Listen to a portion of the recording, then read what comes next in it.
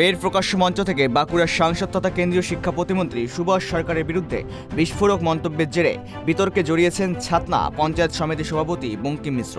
সোমবার বিকেলে বাঁকুড়ার ছাতনা বকলের ঘোষর গ্রাম পঞ্চায়েতের পথশ্রী প্রকল্পের রাস্তার উদ্বোধন গিয়ে বক্তব্য রাখেন বঙ্কিম মিশ্র। তিনি প্রকাশ্য মঞ্চ থেকে নিদান দেন বাঁকুড়ার সাংসদ সুভাষ সরকার বাড়িতে ভোট চাইতে এলে বাড়ি থেকে বিতাড়িত করবেন। আর ঠিক কি বলেছেন শুনুন। সুভাষ বাবু, আপনি ছাত্রদের জন্য, খড়বড়ার জন্য, ঘোষের গ্রামের জন্য কি করেছেন আপনারা বলবেন না?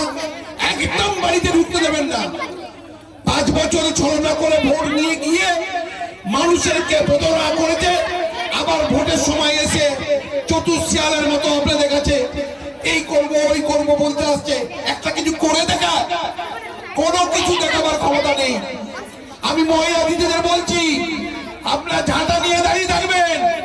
যদি এখানে ওই সুভাষ বাবু আসে, আপনাকে আপনারা গোপুর জল দিয়ে ওনাকে বিদায় করবেন।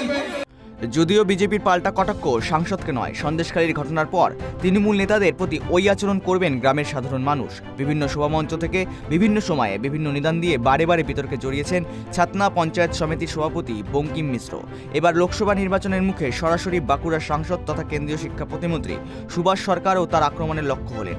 তৃণমূল নেতা তথা ছাতনা পঞ্চায়েত সভাপতির এহেন বক্তব্যের কড়া প্রতিক্রিয়া জানিয়েছেন বিজেপি। দেখুন, 2019-এর লোকসভা ভোট এবং 2021-এর বিধানসভা ভোটে এই ছাতনা বিধানসভা এলাকার মানুষজন ভারতীয় জনতা পার্টিকে দুহাত উজাড় করে আশীর্বাদ করেছেন। আমাদের মাননীয় সাংসদ একেবারেই বাঁকুড়ার প্রত্যেক জায়গায় জায়গায় মানুষের সঙ্গে রয়েছেন। আর আমরা দেখেছি উনি বিভিন্ন কার্যক্রমে যখন যাচ্ছেন তখন এলাকার মানুষজন ওনার সঙ্গে এসে সবাই যোগদান করছেন, যুক্ত হচ্ছেন।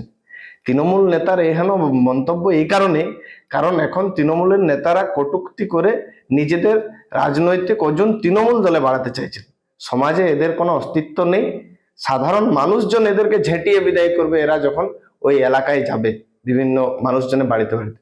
আর মা বোনেরা ভালো করেই জানে এই সন্দেশখালীর ঘটনা দেখছে প্রতি মুহূর্ত টিভিতে, সমস্ত জায়গাতে, যেখানে মা বোনেদের সম্মান তৃণমূল রাজনৈতিক দলের নেতারা কিভাবে করে থাকে।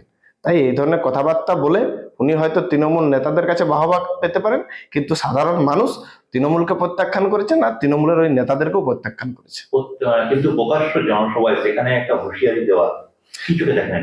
দেখুন, উনি যে ধরনের নেতা আছেন তাকে আরো বড় তৃণমূলে পোস্ট চাই, আর তাহলে বিজেপির আমাদের মন্ত্রীকে এই ধরনের কথাবার্তা বলছেন এই কারণে।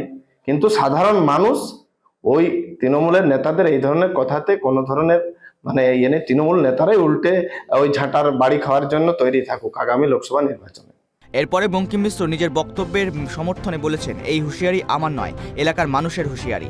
যে সুভাষ সরকারকে ভোট দিয়ে মানুষ জিতিয়েছিল সেই সুভাষ সরকার 100 দিনের প্রকল্পে ও আবাস প্রকল্পের টাকা বন্ধ করে দিয়েছেন। তাই এলাকার মানুষ ক্ষিপ্ত। সে কথায় বক্তব্যে তুলে ধরা হয়েছে, এমনটাই দাবি বঙ্কিম মিশ্রের। এই হুঁশিয়ারি আমি দিইনি, এটা হচ্ছে মহিলাদের, গ্রামবাসীদের নিজেদের অন্তরের অন্তঃস্থল থেকে এটা বক্তব্য। তারা নিজেরাই চাইছেন যে যাকে আমরা 5 বছর আগে ভোট দিয়ে জিতালাম তিনি আমাদের 100 দিনের টাকা বন্ধ করে দিলেন। তিনি আমাদের এই এলাকার আবাস যোজনার এলাকার টাকা বন্ধ করে দিলেন। এলাকার মানুষ ঘর জায়গা পরে, দেয়াল জায়গা পরে মারা যাচ্ছেন, ভালো করে একটা খোঁজ খবরও নিচ্ছেন না। তাহলে ভোটের সময় উনি বড় বড় প্রতিশ্রুতি দিয়ে গেলেন, তো আমি মারবো কেন? এলাকার মহিলারাই ঝাঁটা দিয়ে নিয়ে গোবর জল নিয়ে তাকে ছুটিয়ে নিয়ে যাবে। সেটা আমি নয়, সেটা এলাকার মানুষের বহিঃপ্রকাশ করবে যে উনি 5 বছরে আমাদের এলাকায় কিচ্ছু করেনি, একবার খবরও নিতে আসেনি, এত বড় মহামারীতে দেখতেও আসেনি মানুষগুলোকে। এটা হচ্ছে এলাকার মহিলাদের, এলাকার মানুষের বহিঃপ্রকাশ এবং এটাতে ওনাদের ক্ষোভ, সেটাকেই তুলে ধরা হচ্ছে। তবে এহেন উস্কানিমূলক মন্তব্য এই প্রথম নয়। আসন্ন লোকসভা নির্বাচনকে ঘিরে আরও জলঘোলা হতে শুরু করেছে রাজনৈতিক মহল। আর যা দেখছে গোটা বাংলার মানুষ, একে অপরের প্রতি কাদা ছেটানোর ঘটনা এই কি প্রথম? এখন দেখার বিষয় নতুন কোন উত্তেজনার সৃষ্টি হয় এহেন মন্তব্যের জেরে। বাঁকুড়া থেকে সিধু মান্ডির রিপোর্ট, ট্রাইব টিভি বাংলা।